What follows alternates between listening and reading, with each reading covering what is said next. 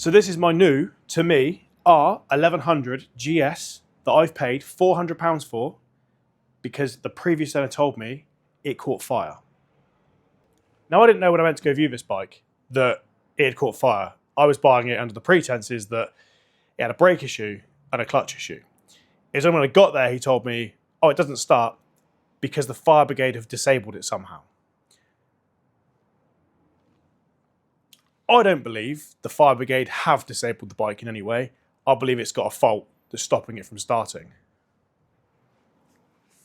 So I actually viewed this bike about 6 months ago when the previous owner had it up for sale, prior to the guy I bought it from buying it off of him.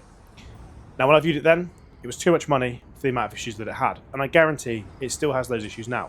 It does, however, come with Oxford heated grips, an Apple CarPlay screen, some panniers that he's bought separate, and a frame that supposedly fits the bike and the panniers. It's got upgraded injectors and some aftermarket fog lights fitted. Now on Facebook Marketplace it was just listed as spares or repairs with a clutch and a brake issue. Nothing saying that the bike didn't run. So today we're going to get the bike running and find out why it doesn't start.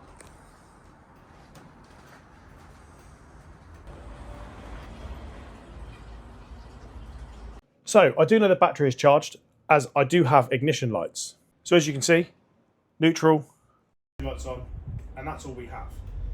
There's nothing on this screen here that shows you if there's any fuel in the tank, and there's also no fuel pump prime either. It doesn't make any noise when you turn it on. And when you try and push the button, nothing happens at all. Now, I've already done the basic checks, checked the relays, checked the fuses, all the fuses are good, and the relays just aren't getting power. Now, in my mind, that points to the kill switch. I also know, after doing research into these bikes, it's got a really weird side stand sensor. So these side stands, when they're down, they will just kill the engine, as if someone has turned the kill switch off. So rather than looking at the kill switch, I want to look at the wiring and the sensor for the side stand.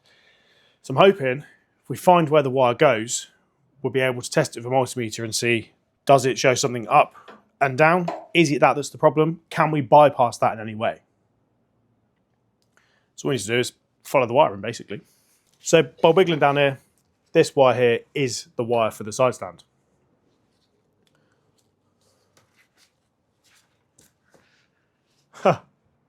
So it looks like someone's repaired it and it's either come apart or they've tried to bypass it. But where does it go?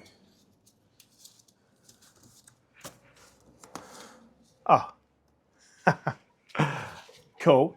So I would believe that this is probably the plug for it. So that's amazing that that is somebody's repair. See what happens.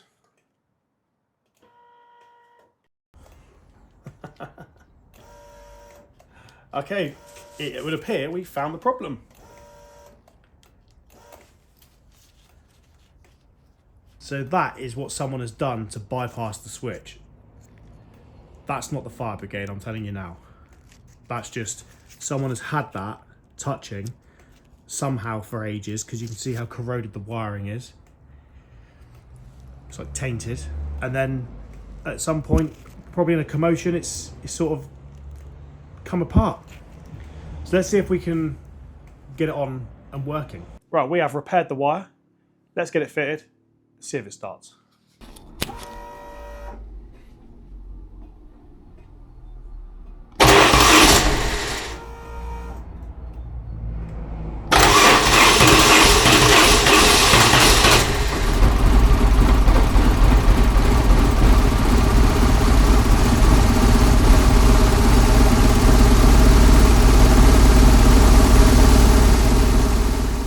So there we have it. It does run.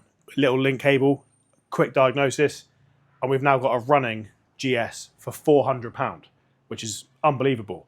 Now, don't get me wrong, it doesn't sound great when you start it, and there is a really horrible smell that sits around the bike.